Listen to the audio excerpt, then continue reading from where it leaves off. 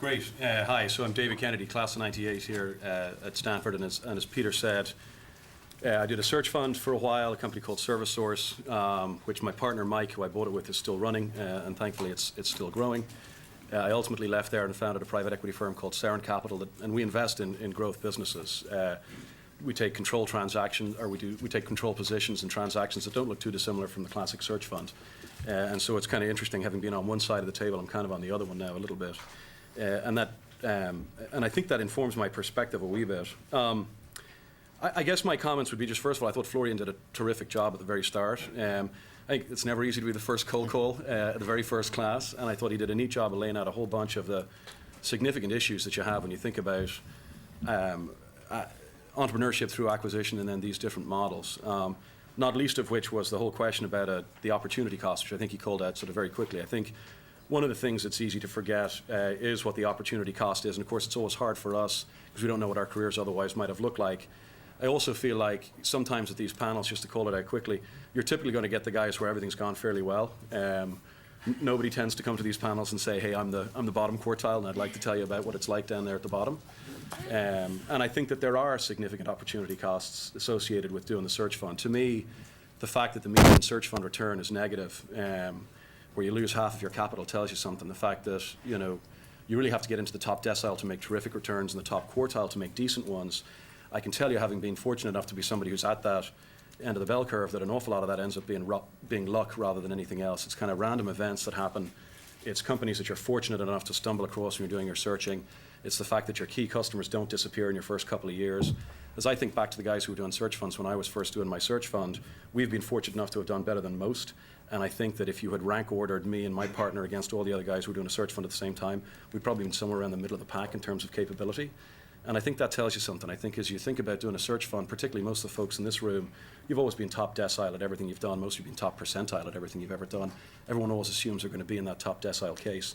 And the reality is that everybody who does a search fund, or the vast majority of them, are people like that. And that there's an awful lot of luck that ends up going into what happens. For me, at least, that's my belief on the search fund side.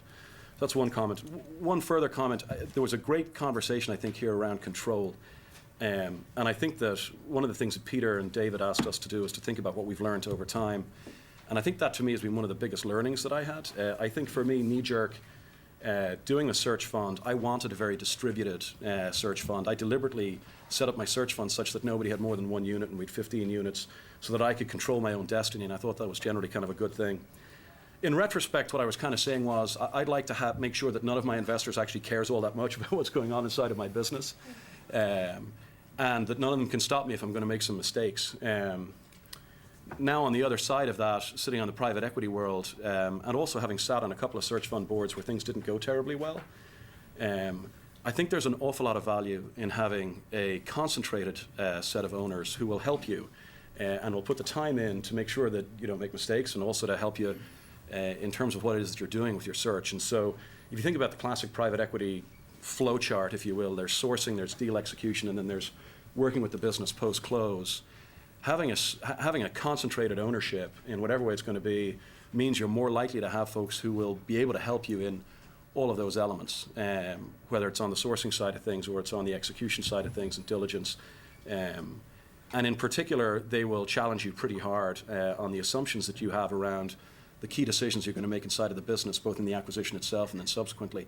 As I look at some of the search funds that haven't gone so well, I think many of them would have benefited a great deal from a concentrated owner who would have sat there and said, hang on a sec, have you really done the diligence on this, and maybe done some of their own diligence to check some of the numbers. Would have spent time with the CEO and with the management team in between the board meetings as opposed to simply just one supporter. And I think that might have been a better outcome, knowing some of the ones that didn't go all that well. And so, for me, I think that leads you to a bit of an answer from my perspective as you think about how to do this if you're going to do it in the first place. Which is one of the things that's in the case, and somebody I think mentioned it already, is the rank order outcomes here is you buy a terrific company, you don't buy a company, and you buy a company that's anything other than a terrific company. And that includes the ones that are mediocre, where you're going to spend 5 to 6 years of your life making not very much money for your investors and not very much money for you. I think you want to do everything you possibly can to make sure that you end up in the top of those, which is buying a terrific company. And if not buy a terrific company, then don't buy anything at all. And for me, that tends to mean that you're better off, if you can, on the sponsored search, because I think that's more likely to make sure you don't end up there. Now, the pushback that came out in the class was a sponsored search isn't something that's available immediately for most of us. And certainly it wasn't available for me as I was leaving business school, and also even as I did my search fund, which was sort of 2-3 years after being out of here. And I think that's right. And I think that that's life. And I think that in general, management and senior management is an apprenticeship game. And I think that the concept that says I'm 28 years of age and I've done 2 or 3 years of work experience, and now I have an MBA from Stanford and I've spent 2 years doing looking at hypothetical cases where I'm the CEO of GE, does not necessarily suit you all that well to being a CEO. And I think that it's perfectly okay to go through a process of actually learning and of picking up skills, whether it's on the sales or the operational side of things, before you actually leap off and take the biggest risk of your career, which is other people's money and other people's companies, employees that work for you, customers who are relying on you, and all the risk you have to take there. I don't think it's necessarily a bad thing to spend sort of 4 to 8 years, or call it what you will, building up some operational expertise so you're ready to do it. I want to come back and touch on that some more because I think that's an interesting topic. I'll pause there and Sean? Sure. And so first off, David usually says exactly what's on my mind, just more articulately, so I'll keep it pretty brief to start. I spent some time after business school actually doing a number of operational roles, which culminated in me being a general manager of a European division of a software company that we sold. And it was at that time I decided I wanted to pursue running a company, preferably my own company. And I did not have a rich uncle. So, I went through a lot of what you guys are talking through in this class, ended up thinking the sponsored search was right for me. I think a lot of the answers are, it depends on what you want to do. It depends on the partner that you pick. For me, I totally appreciate the concerns about control that came up. But I guess we were talking about it outside, and to me, what I learned through that process and after the fact is doing a good job will allow you the control that you want and need. Because a private equity firm, what they're looking for is good businesses and great managers. And if you're the latter, you're in good shape. You're gonna, and by the way, as David said, you're pushing yourself to be tested in the acquisition process, but also when you're running the business, which I think is what we all want. And me personally, I was not, although I had been involved in selling and buying a couple companies, I was not a deal person. So what they brought to me to bear on the M&A side was actually very valuable to me. So it was a very good experience, but I felt a good level of trust with them. So I think that was what was important because, and I'll give you the for instance, we talk about why I think experience, at least was important for me. Some people I think could jump in and could swim. I felt like I wanted to be prepared, and when I was ready to search for a company, I felt confident that I would do the investors and the organizations I'm running justice in that role, and that was important to me personally. But it was a great company that we bought. The investment thesis we all liked. I made it through a bunch of rounds with the private equity firm. We bought it. It's high-end modern furnishings, and that was approximately 5 days before Lehman Brothers imploded. And our largest market was New York City, although we're national. And so I didn't find that scenario anywhere in the investment thesis. So the point is, then I was like, man, I'm glad I can at least rely on some experience saying, okay, I can throw the plan out the window. Now we got to go to what's really in front of us. And I'm not sure I would have been comfortable doing that at 28 or 30. But of course, we all advance at our own pace. So anyways, I think the control piece I understand, but also it's all negotiable. So I had the right of first refusal in my agreement. If they didn't want to back the company that I want to invest in, I actually had the right to just basically, it was like they had bought the units in the search fund. So again, you be flexible. Don't think it has to fit everything's the same. David already talked about the risks. I think there's professional risks and there's financial risks. And we'll talk, I think, a little bit more about them. Finally, I'd just leave it with, figure out where your passion's at. We talked about, I'd worked for a couple of venture-backed startups in my career, and that wasn't me. I wasn't that guy that had the killer idea, whether it was technology, that I was in, or just something different. That wasn't me. What really fires me up is taking an organization, agreeing on a vision, developing a culture, which, by the way, even though it's an established company, trust me, you can put your footprint and your stamp on that for sure, and achieving great things together. That's what fires me up. I've got 2 engineering degrees, and I run an internet retailer. So, it wasn't what, again, I'd figured out, but I love it. So that's it. Great, thank you. Michael, why did you, also as you talk, would you tell us why you chose the path that you chose? Sure. So I'm the self-funder, which is, as someone correctly pointed out, doesn't necessarily mean you don't take other people's money and you have to have it all yourself, but you are the one that's funding the search. And I chose that path because I had a very geographic specific area I wanted to live in. For reasons of just family, I wanted to stay in Northern California, and my search area was basically San Jose to the North Bay, East Bay, and the Peninsula. So I wanted to be in that area, and I wanted to leverage off some very specific industry experience I had in the past. I felt like I had some investors that I could go out and I could find the right company. So I didn't feel like I needed to go take other people's money in the form of a search fund, and I didn't really think they would allow me to have those kinds of restrictions, which were pretty significant. The majority control thing, or the control thing, comes up again because I also felt like I wanted to have control. Now, as it turns out, that's a false need. You've already said it. Competence is control. And so, actually, after 8 years, I'm coming full circle because I'm actually selling my company. Should be closed at the end of this month, and the due diligence is done and everything. So, knock on wood. And I'm going to be the CEO of the company that's acquiring me, in return for a small percentage of the company. But now I've actually got a platform. I've got a company that's large enough. It's going to be an $8 million company, 40 employees. I actually have competent middle management. I'm going to be able to do much bigger things with that minority ownership, and there's no way they're going to get rid of me. I mean, I've looked at their books. They need me. And so, this whole notion of control, it really is more about kind of what do you bring to the table, and it took me a while to get there. But I'm finally there and looking really optimistic about the future and what that holds for me. Great, thank you. What you guys? Should we speak at the same time? Yeah, we're gonna both speak simultaneously. So, pick one and listen. My name is Lucas Braun. I was a class of 2007 at the GSB. Upon graduation, Ryan and I launched Braun Robin Capital as a search fund. We searched for 14 or so months, and then found a business and acquired that over the next 6 months or so. It's a commercial data center services business called OnRamp. It's located in Austin, Texas, which in the search fund world, short of buying a business on Union Street in San Francisco. Lombard Street. Lombard, got it. Sorry, that's much worse. is a pretty big win. I want to make a couple of comments that I heard during the initial conversation, which I thought was productive, and I thought outed many of the issues that Ryan and I were considering when we were evaluating our next professional step.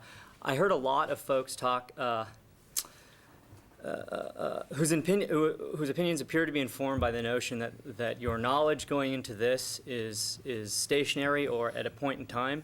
And I'd like to add that most of what I've done on this journey has been an evolution.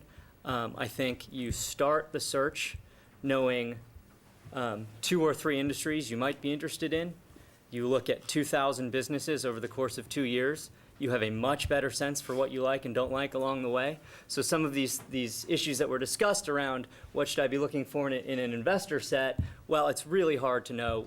If you were to read our original PPM, I think you'd be fairly embarrassed with the industries we were interested in, candidly. So, I mean, I would just encourage you to acknowledge that you will be growing along the way, and part of what was attractive to me in this process was I'd be growing along with a group of investors that had already done a number of comparable experiences, whether that was M&A. I think David covered it perfectly well in terms of the skill sets you should be looking for in your investor group if you have the luxury of being picky about investors.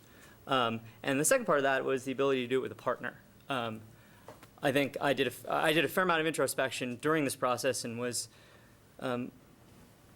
relatively clear in my own head that this wasn't something I felt comfortable doing alone, and I was fortunate enough to have the ability to do it with someone who complemented me from a skill set and experience perspective, but also from a an emotional disposition perspective. I mean, the amplitude of the waves, of the ups and downs in this process are so much more pronounced than you know before you go in.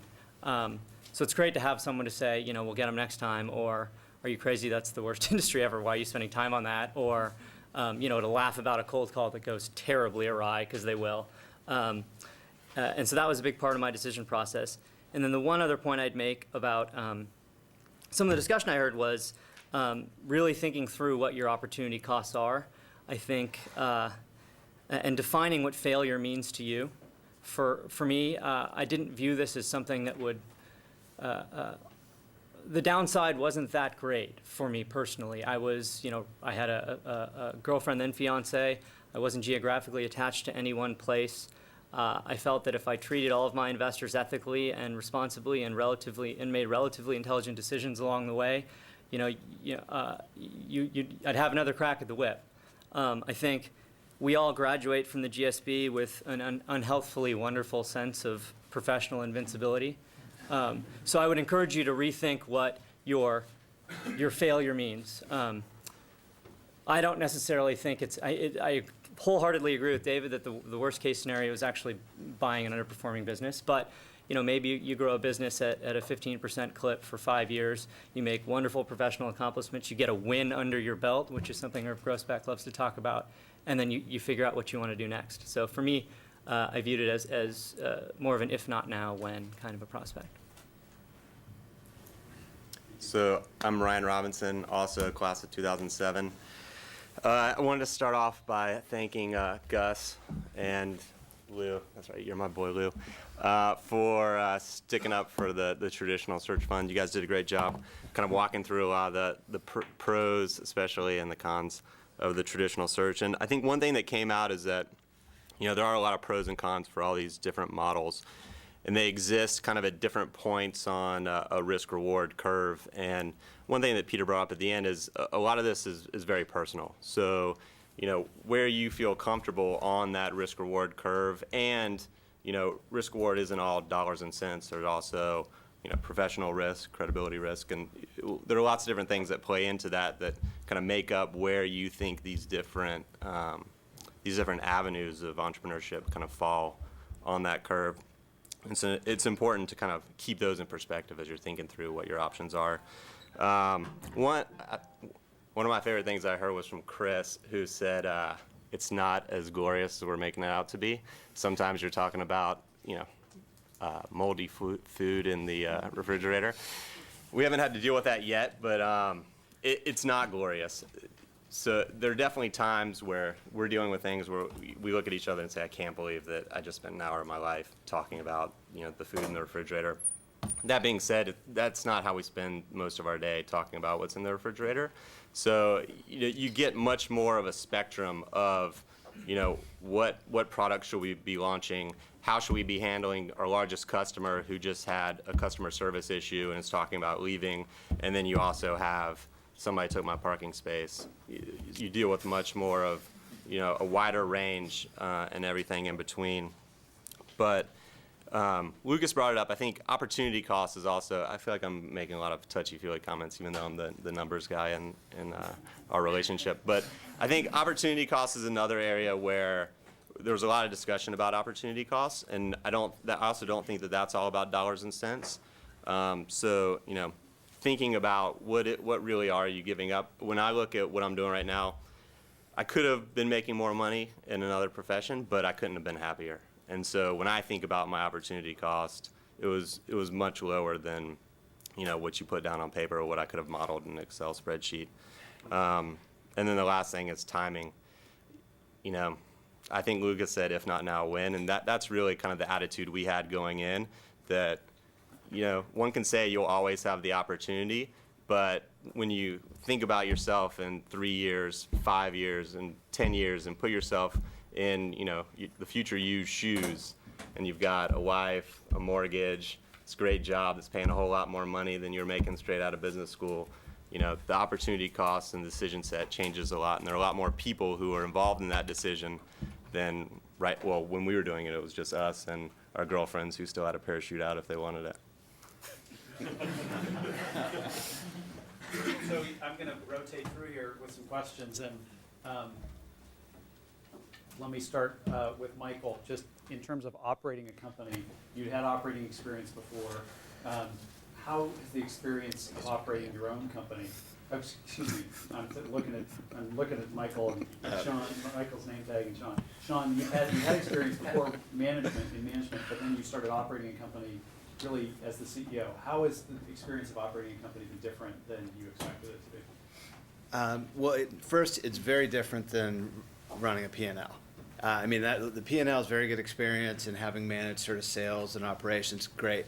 But it's different when you can always talk to the CEO at the end of the day, when there's a big decision has to come down. And obviously now I have the opportunity to work with the board on those decisions, but it's different. And for me, different in a good way, because when you're talking about things like culture, strategy, vision, you really do get the chance to put your imprint on it.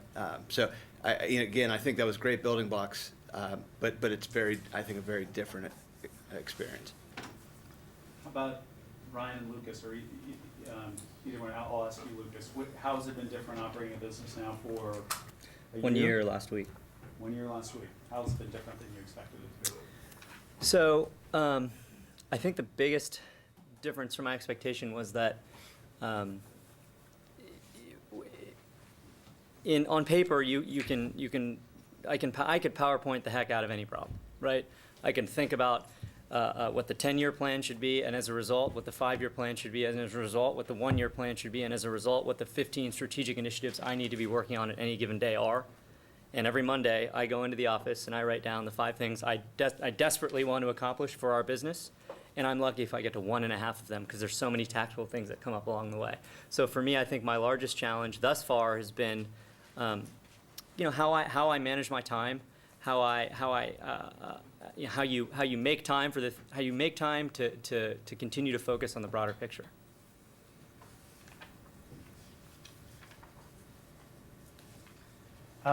David, you bought a company and then you've started a company yourself.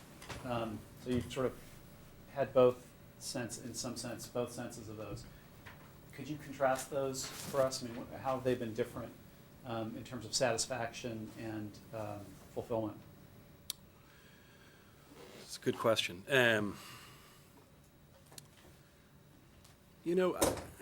I think there's a lot of validity to the conversation that was going on here. I actually thought that the DNA comment that somebody made up there, of course, the top. She left. Yeah. Was it Min, I think? Anyway, she's not here anymore.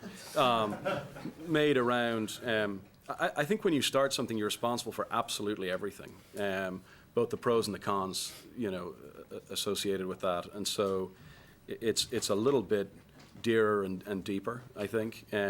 I do think, on the other hand, that within, probably 12 months, maybe it was 24 months of having bought our company, Mike and my stamp was pretty heavily on it. But there are some things that just take an awful long time to change. I mean, it's really hard to change the culture of a place. We were very lucky. It was a terrific culture that we actually, that we got, but there were bits of it that we didn't like. And they took an awful long time to get rid of and to stamp out. I think it's very hard to, you can't replace your entire HR organization, essentially, or kind of your middle management. And I think 70 to 80% of the folks we were thrilled to have, and 20 to 30 we weren't, and it took a while to make some of those changes. And so I think something you start yourself will always just be that touch dearer, I think, to your heart than something that you take over from somebody else. And you just have a little bit more, obviously, freedom. You have 100% freedom to make all the symbolic choices, all the hiring choices, all of the cultural choices when it's your own business. And it just takes a while to shift somebody else's baby. Thank you. For switching topics a little bit, how did each of you guys attract investors? And I'll just go through and maybe start, Michael, with you at the point when you raised money. How did you guys attract investors to your fund or the acquisition? Right. So for me, I focused on people I knew initially, and because I was buying a very specific company, a very specific industry, I went to people that I had had prior experience with. One of the individuals who ended up investing, I worked with. So I was able to go with a lot of credibility, put together a business plan, explain why I thought that this was a time to buy and why I thought that I was the right person to run the company. And there was a certain amount of credibility just out of the gate because I wasn't a cold call. There were people that knew of me or had worked with me. And so primarily it was about selling myself to people, and because I wasn't buying a very large company and I wanted to remain majority ownership, I didn't need to raise more than 2 investors worth of investment from 2 investors. So I was able to stick to kind of an inner circle of people who already had experience with me. We went after 2 kinds of people at the highest level, people who either knew us well or knew the model well. And beyond that, it was really hard to kind of convince someone, hey, we're good guys, and hey, this is a model that can work. So that's where we started at a high level, and we went after the people that either knew us best or knew the model best first and tried to build some momentum. So we went after, two guys I had worked for that did a search fund, and so they both knew us well and knew the model intimately. So they were our first investor. And then I think the case talks about Irv had said, hey, will you call this buddy of mine? And so anything Irv says, you do. And so we called this guy, and then he said, hey, I'm in, because he knew the model really well. And then, you find that it's a pretty interconnected community.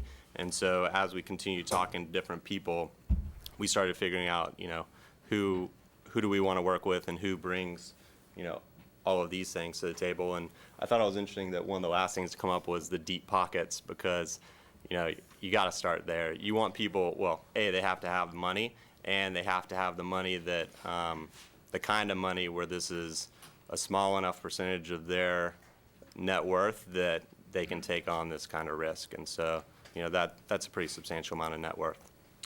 I would just build on that point, because I think after having raised a search fund and then closed an acquisition, I think the single biggest good I could impart onto all of you is that you want to have all these other skill sets, but you really do need a couple of different poles of people. If you truly believe in the value of the search fund as a way of maximizing your control, you need to have several different poles of people that could write a big check. And if you look at what's gone on in the world of search fund investing in the last 2 to 3 years, you've seen a pretty large proliferation of the number of funds. So the simple math would tell you that the average pro rata unit share that an investor might have taken 4 years ago, they won't take today, because they're getting 7 other deals that look attractive to them, and they'll be participating in some number of those on a smaller level. So really you really do want to focus on that. And the other thing I'd say just is an interesting, a little bit different perspective from something we talked about earlier, is Ryan and I explicitly didn't take friends and family money. For some of the reasons that Peter raised before, our initial search fund unit wouldn't have been considered a large amount to each of our respective families, but we didn't want to put them in a position at the time of the deal where they're writing a check for an order of magnitude more money. And regardless of whether or not that was a sum that's palatable to them, we didn't want to redefine the relationship in that way, which I think is something that is an inevitable side effect of taking on that kind of an investment. And certain folks can do it, and this is a very personal realization we had, but we didn't want to come home for a Thanksgiving dinner and talk about the business. We wanted to talk about being aunts and uncles, or nieces and nephews, primarily, actually.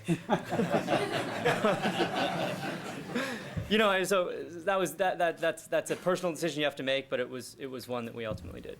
What are the numbers? You said people are taking smaller amounts as investors. What was it and what is it now, do you think? Candidly, pro rata share for our investment was $500,000. We had a number of investors say, I'm in for my usual amount, which is $250K, which we say, that's great, but our equity hole grew.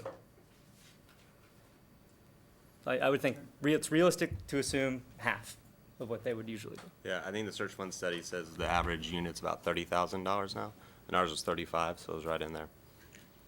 And then we were telling people that the check they were going to write at acquisition time was going to be between $200 and $700 when we had no idea what company we were going to buy and how much it was going to cost. And you guys got really desperate on the kind of people you had to call, right? Super desperate. Super desperate. We lowered the bar substantially.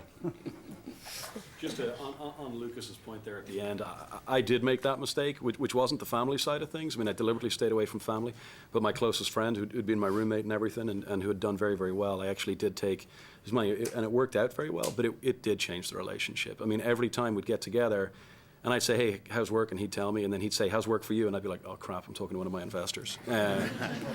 And, you know, you got to put a bit of a positive spin on everything and think a little bit about, you know, kind of what you want to say. And that was really awkward. And in retrospect, I'd never have done it, even though it worked out very well for him. In retrospect, is that what he was asking to, or were you just sensitive? Oh, no, it was, this is all on me, right? It wasn't him. He didn't care. I mean, you know, plus, we were doing great, you know? I mean, we did very well. And so within about a year, it was pretty obvious we were going to.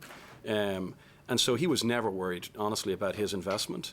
But at some point, it sort of doesn't matter. You're playing golf with somebody, and they're your investor, right? And they're asking how things are going. And it's just not the same as playing golf with your best mate, and he's asking you how things are going. It was just very different.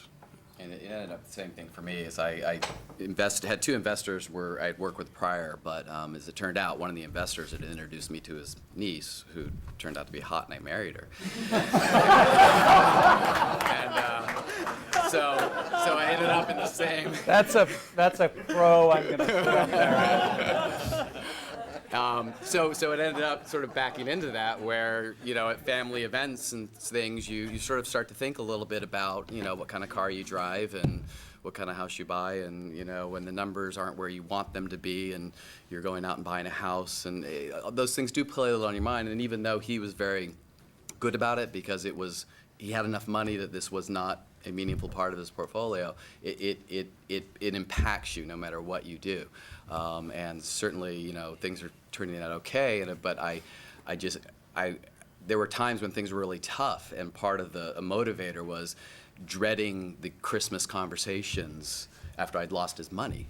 And that is a powerful motivator, so maybe it works in your favor, but not a conversation I would have liked to have had for the rest of my life if things had gone south.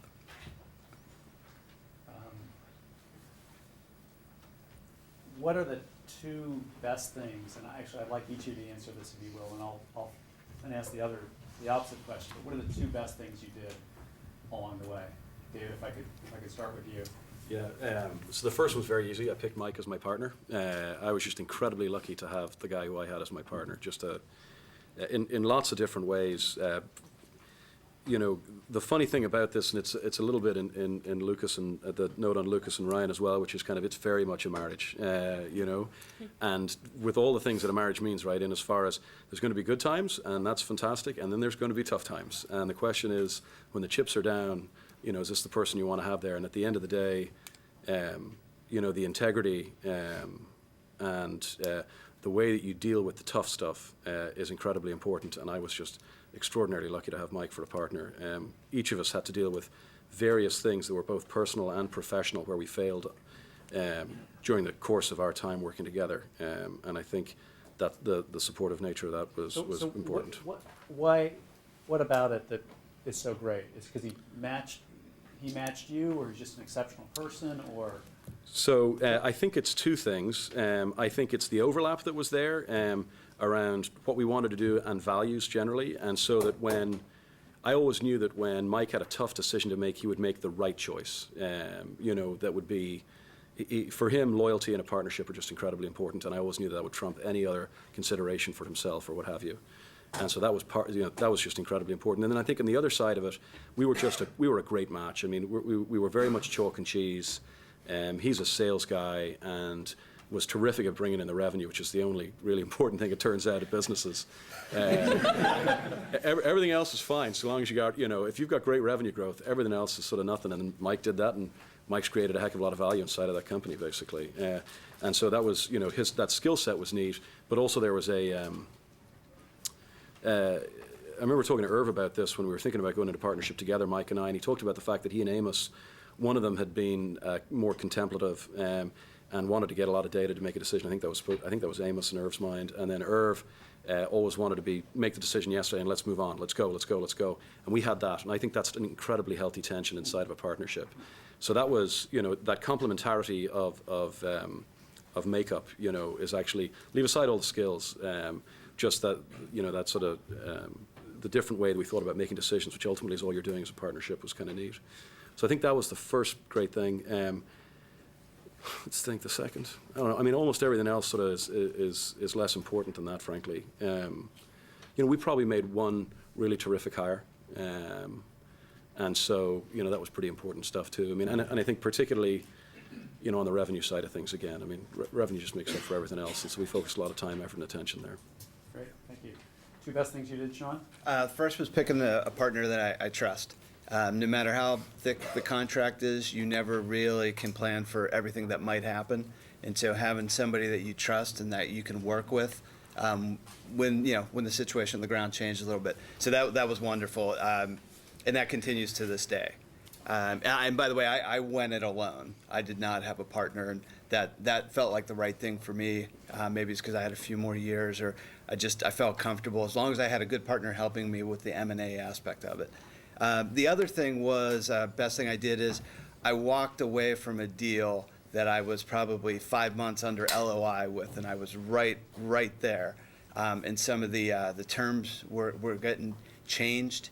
And you just so want to just close that deal at that point. But said no thank you, walked away, and I'm very happy with the deal I ended up in. But as you guys know, when you've looked at 1,000 companies, gone through a bunch of letters of intent, it's very tempting to just say, you know what, all right, I'll yield on this, get this deal done, then I'll make it up in operating the company, but didn't do that. Great. I'm going to keep going, then I'm going to turn it over to you guys for questions for a bit. So two best things you did. Yeah, real quick, for me, I also didn't have a partner, so going in, it was a small company, only $2 million in revenue when I bought it, and I decided to treat my two investors, even though there was sort of no requirement to, as the board. I'd been on executive boards of venture-backed companies, or rather executive teams of venture-backed companies, and so I knew what boards wanted. And just to keep myself in the right mindset, I treated them as such. And that's important because it isn't glamorous, and you get sucked into so much day-to-day that you need some tool or some methodology for constantly pulling yourself up to think a little long-term, think strategically, actually report to someone, tell someone your plans other than yourself. So that helped me stay focused. And the second thing was when I figured out kind of what I'd done wrong, and I figured out what my exit strategy was, which was I needed to merge or be acquired with someone bigger. Again, it's taking the time to constantly keep having the conversations, and I kept talking to other manufacturers, letting them know, letting suppliers know, hey, we're doing well, we're doing great, but I see the future and we need to merge. And I kept talking to people, and the deal ultimately going to hopefully commence in 30 days. We started having those conversations 4 years ago. And so it was that constant, staying focused on the long term and constantly having those conversations, even though any given day you're working 10, 11, 12-hour days, and it's tempting just to go home and not take that meeting, but just continue to have them. So partnership dynamics were very critical to me. I think everyone's covered them, so I'm gonna discuss two other things. The first I'm going to say is trusting your instincts on the kind of seller you buy a business from. Such a large percentage of ultimate success and failure in this is reliant, unfortunately, upon human intuition. And we looked at a couple really great businesses with people we just didn't end up trusting, and we ended up walking away. And in retrospect, that was absolutely the right decision. The seller we're working with, our partner in this business now, because we're doing something a little bit different, where ideally our seller would stay in the business because it's a fairly technical business, and he has a desire to run the technical aspects of the business, but he is a upstanding guy. He was straightforward in his dealings with us. He's a good heart. He's a good person, and I think that's an incredibly important key to our success thus far. The other thing I'd say is marrying my wife, or just being with my wife in general. I think so much of this process is a journey, especially if you have a partner of some kind, is a journey that you're in control of, that person has to buy into. And the thing Kate had to buy into at the time was the fact that we could go literally anywhere in the U.S., or Canada even, as the case may be. And let me tell you, we looked at some places with great businesses that did not rank high on the quality of life spectrum. But having that support in having her, be on board for that during the time of our search, and then ultimately in deal time, which was, as much of a like herding cats as anything that we've ever done, was incredibly valuable. Great. Ryan? Well, everyone's touched on it and knows the first thing that popped in my head is partnership. I won't talk about it anymore, but I think it speaks to kind of how important that aspect of any entrepreneurial endeavor with any of these models or other models is. I think one of the best pieces of advice we got from other search funders was celebrate the small victories. We like to talk about this process as climbing a mountain, and you picture the peak in front of you, and you think how wonderful it's going to be when you get to that peak, and then when you get up there, instead of looking back down at your accomplishment, you're looking ahead at the next peak that's twice as high as the one you just climbed up, and you're scared, and there's so much work to be done, and you can't even think about what you just did. So, you know, we try and every little thing we do, we try and have a little celebration. I mean, we finished our PPM, which is like great. We wrote like a Word doc, and we went out and took the afternoon and went surfing, and Based heavily on David Kennedy's piece. yeah, I mean, we totally stole their thing, changed the names. We did use it as a model. I stole it from someone else. That's awesome. The gift that keeps on giving. Anyone knows who wrote the originals? That actually segues nicely into my next point, which is there's a wonderful community of entrepreneurs, especially the search fund community, which is what we've been tapping into, that we've reached out to, whether that's investors, which is, you know, the community that's directly tied, you know, incentivized to be there for you whenever you need it. But more importantly is all the former search funders. I mean, we talked to a number of people who are starting search funds simply because we have no idea who they are, but we just know how valuable it was for us to talk to search funders before us. And so it's our way of kind of giving back a little bit, because we can't give back to those guys because they still know more than us, even though, you know, we're building experiences. So we just kind of try and pass whatever knowledge we have on to the next guys. And so, you know, that's been very valuable for us to be able to reach out to different people at different times. Great, thank you. Let's take questions from the group. You guys help me, since my back is here, help me pick some people. I'll start with JP, and then maybe you guys can pick and make sure we get to a lot. JP. Sure. So this question just applies a little more to Lucas and Ryan. Did you guys think about raising search capital while you were still in school? Or it seems like from the case that you waited like right after school is when you started that process, but we've heard things of people raising it when they're in school or not. Maybe you're just surfing, but you can. No, it's I'm actually a big proponent of that. We don't surf that much. we decided to give ourselves the summer off after school, which is in retrospect incredibly gratuitous. But we made the decision during school that we wanted to fully engage in the GSB community and what it had to offer. And we were both doing things that required, outside of the classroom for the GSB community, that required a fair amount of time. We spent a lot of our actual in-school time sorting through this notion that we were fundamentally redefining our relationship. So a lot of our actual work product from, halfway through winter quarter and then spring quarter was what would this look like between us? Let's talk about downside scenarios. Let's talk about what you think you'd be good at, what you think I'd be good at, and then let's go from there. So our goal was to graduate from the GSB with a healthy sense for how we would be working together.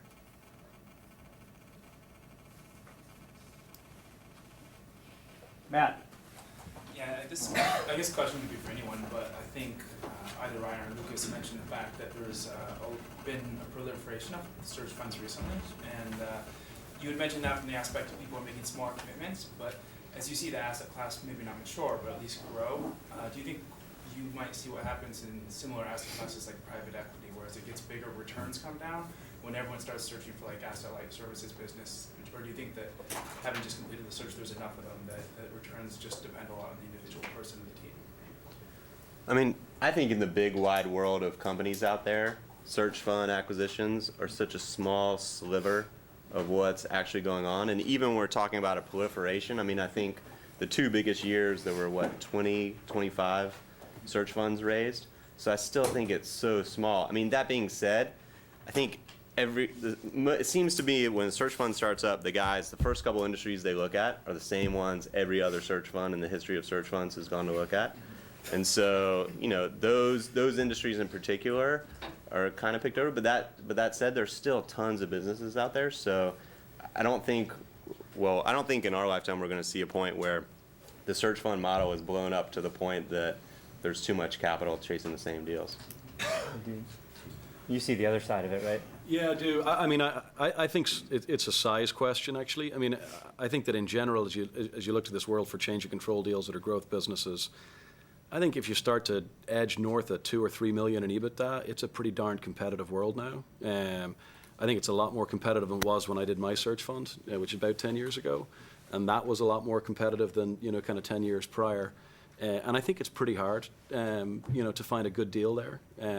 On the other hand, so long as you're prepared to compromise a little bit on size, I think you can get great businesses that are below, kind of call it 2 or 3 million in EBITDA. And I think the question isn't competition from other search funders at all. It's competition from private equity. And once you get below kind of 2 or 3 million in EBITDA, it's pretty hard for private equity to really play because there's not much debt, and the individual deals are so small that the transaction fees and so on kind of tend to eat up a bunch of the equity. And so I think that so long as you're comfortable with sub 2 million, I wouldn't worry about it. I think people who think they're going to do a $5 or $6 million EBITDA business in a search fund, I think that's a tough check to write. And just add one thing to that real quick, which is there's at least our thesis going in was we're currently in a period in our history as a country where there's a demographic pulse of potential business sellers coming down the pipe.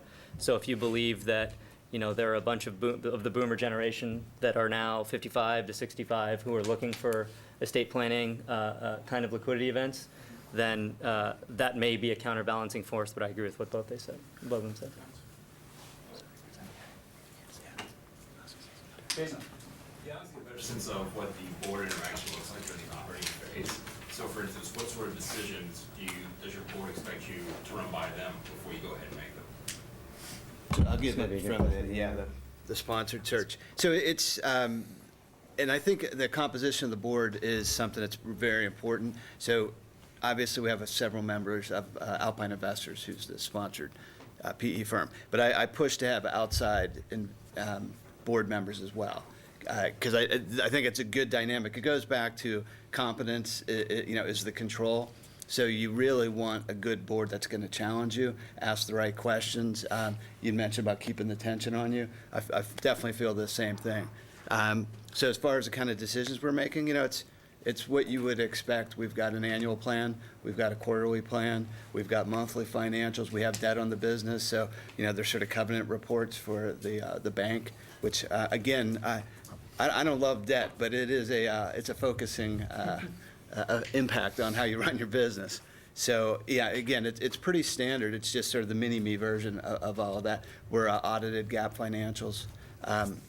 Where I think just on the strategy side, it's kind of up to you to see. I've kind of gotten to the point now where our board isn't as helpful on day-to-day running the business kind of things because we're in pretty good control. I've been able to sort of bring in a management team that I'm comfortable with now, and we know the business, frankly, better than they're going to know it, and they've kind of run out of the gotcha questions, so now the next step is to say, okay, this is great. We like where we're going. How can we get this to be a 5X return? Which are great questions, and they still bring a lot of goodness to bear on that. So drilling down a little bit on that. So let's say you're looking at hiring 3 or 4 people. I mean, they're going to approve the budget that you set forth. Beyond that, is that fully at your discretion, or what level of tactically? I'm just trying to get a sense of. I think it's a sort of a test of materiality. I mean, at the end of the day, you need their support for the big decisions, and it evolves over time as your strategy evolves, as you grow, as to what's material, and you should tell them. And really, it becomes a day-to-day, week-in, week-out thing of, what would I not want to be a surprise in the next board meeting if they didn't know this now? And so early on, there were sort of key personnel losses where I'd pick up the phone and say, hey, I just want you to know we just lost a key salesperson that managed these accounts, and that becomes important. 3 years in, double the revenue, not necessarily as an issue. So, I mean, I don't know if that would be the same for you guys. We're the newbies. We're still feeling it out. But I think more than anything, we take the approach of we don't want board members to ever be surprised by anything. And so, like Michael said, I mean, even though you're not going to say, hey, we're about to hire this guy, can we send you his resume to see if you agree? We'll maybe, send him an email and say, hey, here's someone that we just hired, or here's someone we're about to hire. But we're still kind of feeling out where it is. And I think it depends with different boards. I mean, some boards are probably just rubber stamp. great, awesome every time, whatever you present, and other people want to dig in a little bit more, and it's kind of what you want to get out of them as well. Let me answer that just a little bit differently, which is the difference between a private equity board and a sponsored search, or a deal that's owned by a private equity firm, and one that's got a typical distributed search fund, and what are the differences between each of those? Because I think those are pretty marked, and it's kind of pertinent. The classic search fund board will meet once a quarter, probably not in between. They will generally want control, more or less, of the balance sheet. I mean, they don't want any significant surprises on the balance sheet. If you're going to do anything from a debt or equity perspective, they're going to want to at least understand what's going on there and approve everything there. And then, as the guy says, other than that, you want to kind of approve the plan. And then on the org side of things, if the CEO wants help and says, hey, look, I'm thinking about hiring X, I'd like one of you guys to interview or be part of it. I'd like you to approve at a minimum the option package, if that's what's going on, to bring in a CFO or, kind of a VP of sales or something like that, then they'll get relatively involved from that perspective. The CEO more or less is going to drive what the agenda is, and particularly on strategy, that can be, it's kind of how long is a ball of string kind of question, right? I mean, you can do very little and you can do very much. I think with a private equity board, it's going to be very different. I mean, you're going to have an operating call once a month, and you're going to go through everything significant that's going on inside of the P&L. So we're going to talk about all the variances inside of the revenues and the cost of goods sold and the SG&A. I think you're going to want to understand any significant differences on the balance sheet, and you won't just have approval on the balance sheet. If it's a private equity sponsor that owns the business, they will control the balance sheet fully. They will tell you what's going on with the balance sheet rather than the other way around. They will tell you, we're recapping it, we're changing the debt structure, we're going to pay some dividends this year or not. The private equity firm will own the balance sheet as opposed to approval on the other side.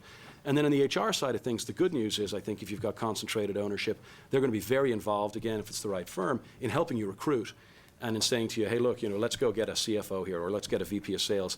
And they can actually take a bunch of that work off your shoulders and do it for you. And now you'll clearly always make the decision because you're the CEO. You hire the team, and that's got to be the way it's going to be. But they'll provide a whole bunch of support there on the organizational side. And then finally, on the strategy side of things, to the extent you've got major strategic questions that are going on, you can expect a fair amount of engagement. And again, with the right firm, they're actually going to drive, they'll provide resources and actually do a bunch of work for you on the side on whatever the particular strategic issue is, whether it's tuck-in acquisitions, new geographies, whatever, new product lines.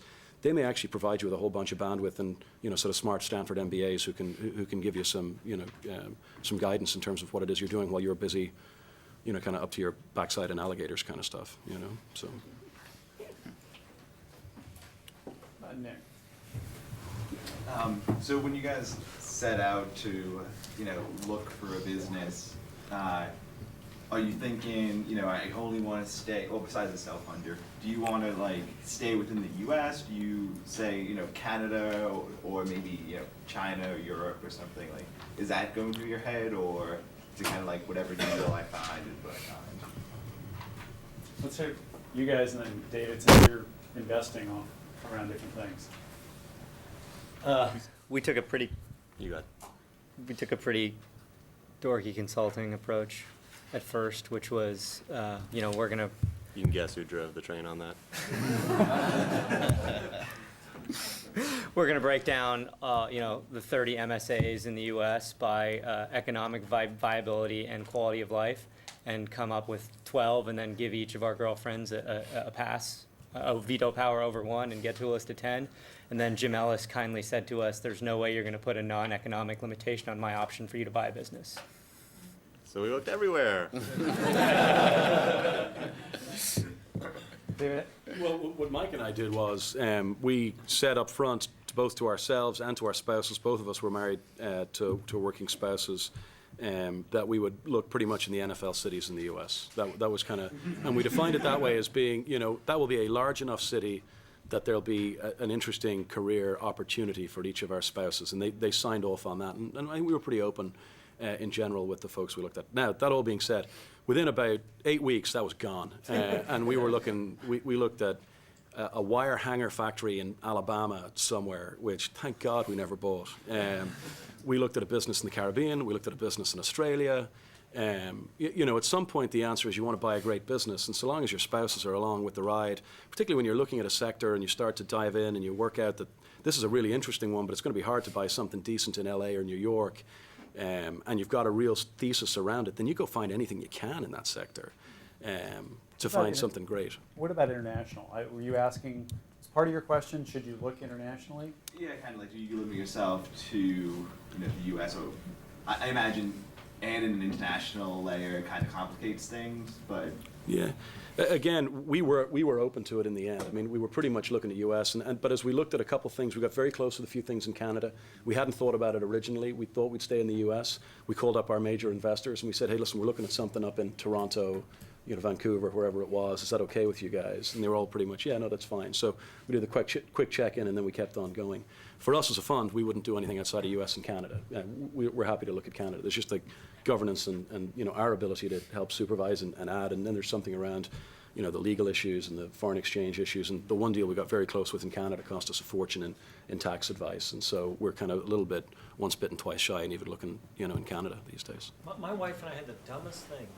We said every month she could take a city off the list. So we just kept making it smaller and smaller and smaller.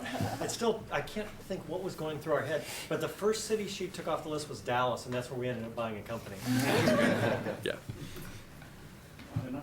All of you spoke about the partner that you had, and that was the greatest decision that you made. So I'm just wondering that have you come across people who have not made that decision and that led to their downfall? And when people are actually potentially looking for the partners, what are the things they look for? Are they good friends, or is it your gut feeling, or is it the complementarity of the skill sets? And what are the things you should do right from the early on when you decide, okay, we are going to be partners? Do you want to take that? So I had a partner, and he left the business after about a year. So we did the search together. I would say that he absolutely added to the search process and to the operations of the business somewhat, but less so. I don't regret having a partner. He was a good partner and was a really good guy and a stand-up guy when things started heading in separate directions. What I look for now when I talk with people who are partnerships is, are they a good partnership? Do they seem to be a good partnership? Have they talked through all the issues? I mean, do they sort of match each other in skill set? Yeah, that's nice. I mean, if one of them's operating and one of them's financial, great. But I look for people who have really worked through the issues and are likely to be able to fight about stuff, but the next day still work together really well. That they really respect each other and they've figured out a way to get through the lows and difficult times together and have done some work around it. And otherwise, I think it's a personal decision whether you do it as a partnership or not. Can I ask a related question? How did you guys figure out who was going to be the CEO or divide sort of the ultimate decision making? We didn't. We had 50-50. I mean, we had each full veto power over what the other guy did. We just divided the world in half, and so we never resolved that, frankly. Okay. That's for us. Same for us. I mean, Lucas has the title of we kind of set it up where one person was going to get the title of CEO and the other person was going to get the title of president and chairman of the board to try and make it as even as possible, same thing. And so, Lucas is the CEO, but when it comes to decision making, for us, we kind of looked at it as we knew each other so well and knew that our strengths and weaknesses were pretty well aligned, such that when any issue came up, it was probably going to be in one of our wheelhouses and not the other one. And so, the other one kind of generally defers to in those One situations. thing I would also just add, I did go down a path with somebody else, thinking about doing a search fund with them, and then pulled back. Not quite at the last minute, but I was kind of, fair way down the path with this person. And the thing that for me was the red flag was I didn't feel that it was very easy to have difficult conversations with him already. He was a friend of mine from the GSB. He was a classmate. Mike, who I ended up doing the search fund with, was not somebody who I'd known all that well before we started. We spent about, I didn't know him, and we spent 3 months working together deciding whether or not we wanted to do a search fund. We both wanted to do something like it. But this particular individual, it was just we couldn't have the tough conversations. There were a set of things he wanted to do, he said, around the search, and I'd try and talk to him about him, and he'd kind of avoid him, and it all sort of got a little bit passive-aggressive. And I think the one thing you want to get out of a partnership is the ability to have the other guy, the other person, play devil's advocate all the time, right? I mean, that's the value, is when you sit there and you say, I've been doing X and Y and Z, and that person comes back and says, well, geez, why is it a total waste of time? Why are you spending time on that? And why aren't you spending time on A and B? Because there's no, you don't want to pat in the head and say, nice job kind of stuff, right? You want somebody who's going to actually make 1 and 1 equal 3, and that means you have to be prepared to give tough feedback and have tough conversations. And so that's the only test I would make sure I applied if I was thought about a partner is, if you can't have tough conversations, don't do it. Beyond that, I think it's very personal. Why don't we take another question or two, Brad? So, quick question. Have you ever heard of something, you guys seem very familiar with the space, of a search fund that has actually bought a company in an emerging market, like whether US based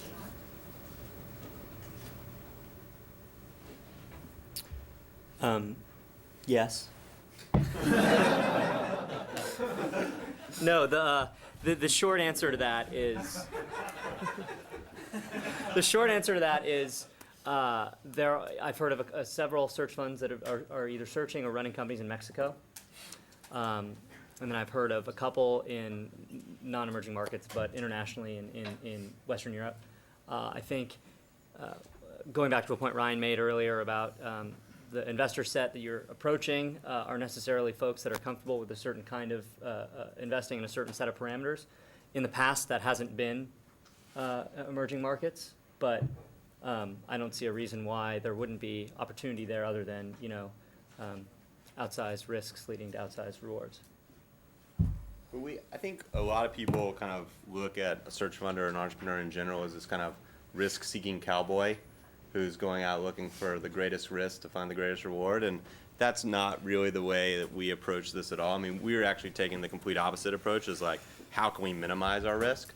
And so looking at emerging markets or just generally internationally were things that we were just like, whoa, I mean, that's kind of too much for us to take on. We're already taking on so much risk by throwing ourselves out there in this new venture where we're either gonna, buy a business or we're not, and everybody's gonna know about it. Everybody, meaning the people that know us.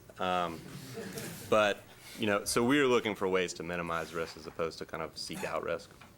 Reminds me of one of the great rock climbers in the world said that fear and dread are my life insurance. And search funders are, in the past, many people who've pursued search have really done exactly what you've said. They've said, well, gosh, this is not going to go wrong. What could go wrong? And I'm going to find a way to minimize those risks. I'm going to get people to advise me. I'm going to avoid that kind of company. I'm going to triple check myself if we get into that sort of situation. And I'm really going to manage those risks to a very low level by being aware of them and afraid of them appropriately. Last question from back here. I hope I have not forgotten you guys because my back has been to you. Anyone back here want to pray? This may be a quick one, but if you were not able to do this model, one of the three that you chose, which one would you have picked of the three, sponsored, traditional, or something? If you had not done the one you did, which would you have done? And then I'm going to turn it over to you guys to wrap up. I'll give you a little bit of guidance, but to wrap up with any comments you have. Yeah, I'd say for me, I would still do the same model, but I would have gone out and raised more money, not been so concerned about how much of the company I owned, and bought a bigger company. So I still like the model because I like the restrictions that, like you said, the non-economic restrictions were okay for me. I just would have widened my circle and raised more money. Yeah, I wouldn't have done it. I mean, I just wouldn't have done, what I did at all, which was the straight out normal vanilla search fund. I would have gotten a job, and I would have learned a little bit more operating skills, and then maybe after, kind of 8 to 10 years of an operating career, and hopefully, having learned a whole bunch of skills, then I'd have done it. Now, it all worked out great, but if I were doing it all over again, I think I took a bunch of risks that were unnecessary. I would do the traditional search because I think I could have achieved a lot of what we did with the sponsored search, with the traditional search. And honestly, as well, I came out of Northwestern. We don't get the exposure, or at least personally, I didn't, to this search fund model like the GSB community does, and we don't have the community around us of investors. So no one's had the exposure that we're getting today to it. So okay. It just wasn't there before. There was more exposure here than there, I think. But my point is, there's a lot. Yeah, this is new. These are new resources for people. That's great. It's a somewhat harder question because both of the other two models are contingent upon a lack of ability to do it immediately after school, and I wanted to do it immediately after school. I'd say if I had a preference for the two, I would like to be independently wealthy and buy my own business. I'll take the other side of that. I would have done the sponsored search mostly because the same reason I wanted to work with a partner in Lucas is to have more people involved in my success. And so even if it's just one private equity firm with a few partners sitting around a table, that still would have meant more to me, and I think would have increased my likelihood of success than if I had just done it on my own or just with Lucas. Guests, please, closing comments and advice of any level that you'd like, of any sort that you'd like to the class. I'll start at the left and just move to the right. I think you really need to do a lot of soul searching about, what you want to do. I pointed out before, but like Chris said, it's not glorious. It's not all about going out there and becoming the CEO. It's a long slog. I think if either of us went into this because we thought we were really going to enjoy the search phase of this entire process, we would have just gone into private equity instead. But we didn't think we were going to like it, and it exceeded our expectations in that regard, in the sense that it wasn't really that much fun. And we kind of glorified it a little bit when we look back on it, but there were a lot of stressful days with the two of us sitting in a room saying, is he going to accept the valuation? Is he not going to accept the valuation? Maybe we went too high. Oh, maybe we're throwing away money. And then I think a lot of it comes down to what you want and what's going to make you happy in life. And even when it came down to what industries we wanted to look at, we looked at what industries are we going to be happy managing in, and what are we going to enjoy and what are we going to be good at, because so much of it's a personal decision. I'm going to focus on the positive here. When I started my second year, I just flat out couldn't picture myself doing anything else. And it was a decision that required me to forego my sponsorship for my consulting firm, which didn't sit well with the members of my parents. You should have a panel of parents one time. You should have a panel of earlier. That'd be amazing. Or spouses. Yeah. I'll volunteer my father. Didn't sit well with my parents. It required foregoing a lot of other opportunities I was thinking about doing, but and it was a hot mess along the way. But today, I couldn't picture myself doing anything else. I'm incredibly happy doing this. I'm incredibly fulfilled every day to come in and have the ability to think critically about something and then talk to the folks that will help make that happen, and then see it happen and see that garner success and results. That's incredibly satisfying to me. It's not for everyone. I think doing it with a partner was critical for me. So I would just encourage you to think about whether this is the right time in your career. And if it is, reach out to the search fund community, start to get the questions you'd want answered, and then take that leap. You say the thing that hasn't been covered here in years past, has been covered more, sort of the personal impacts and sacrifices. And I think one of the things is when you're thinking about is also think about your spouse or who you're with, because it's the opportunity costs are pretty significant, and what you do on a day-to-day basis and the stresses and everything. I look back in hindsight, I'm glad I did it, and I'm very happy with where I'm at, but that's not always the case throughout. And if you don't have a supportive family environment and spouse, when I bought this company, in the 4 years after I bought the company, we had 2 kids. My wife got her master's at UCSF, and it was only through the support of family and her that we got it done. And when you're making that decision to go do this, you're not making it just for you. You can't insulate your family. So be sure that everything at home's good, because it will wreck you if it's not.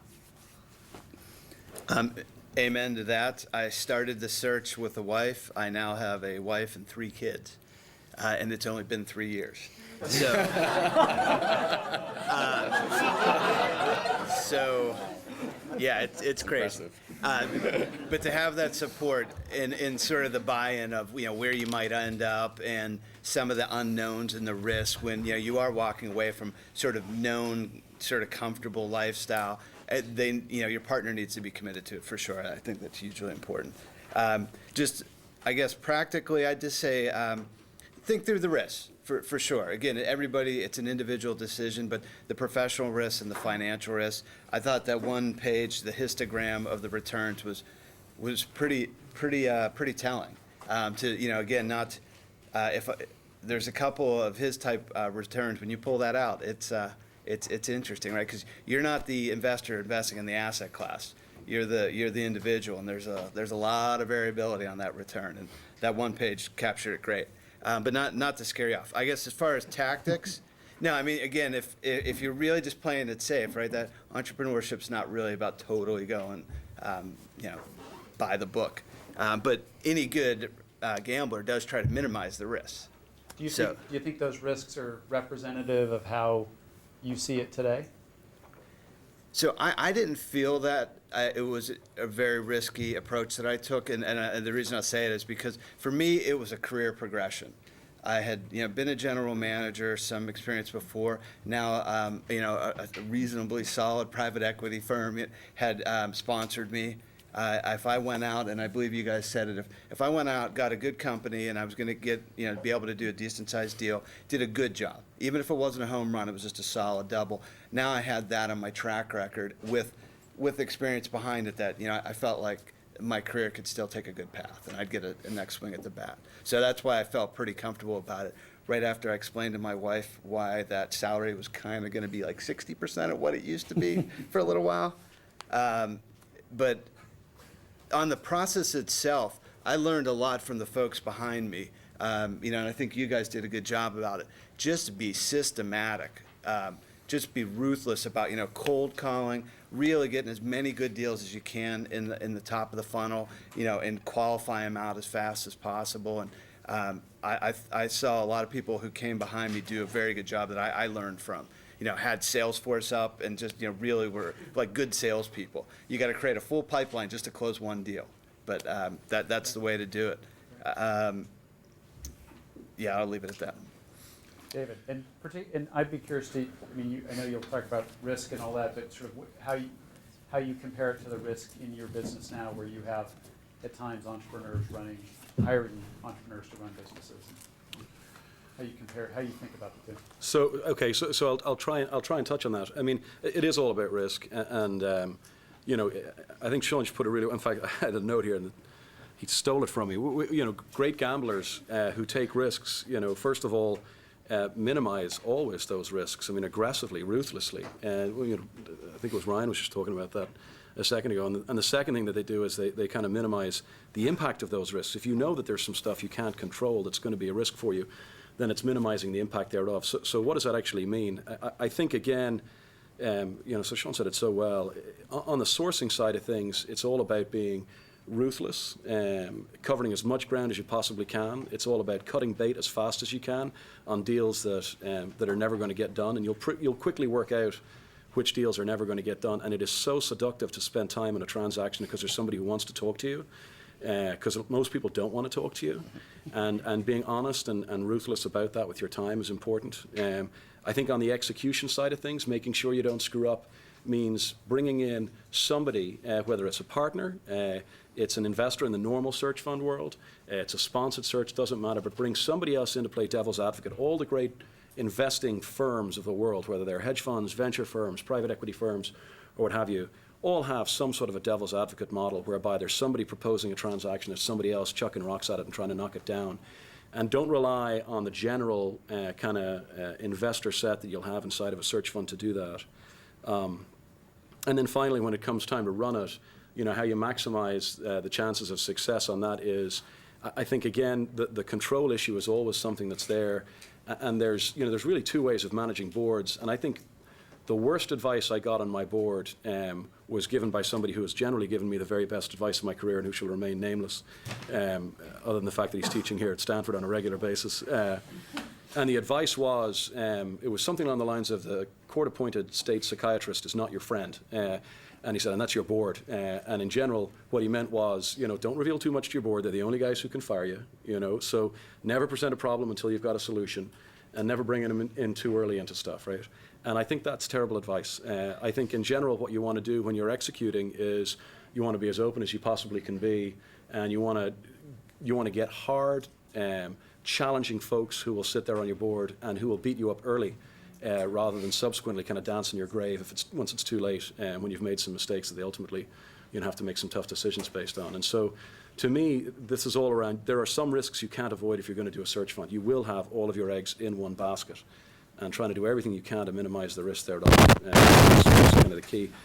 And if that's how you minimize the chances, then I think minimizing the impact, again, I think Sean's like the smartest guy at this table, because that's exactly how I would do it. I would do it in my career when, if it all went, kind of belly up, that I had built the kind of glittering track record that he had, such that I would slot back into another great role. If it had happened to me, it hadn't gone too well, I'd have been scrambling to try and find something.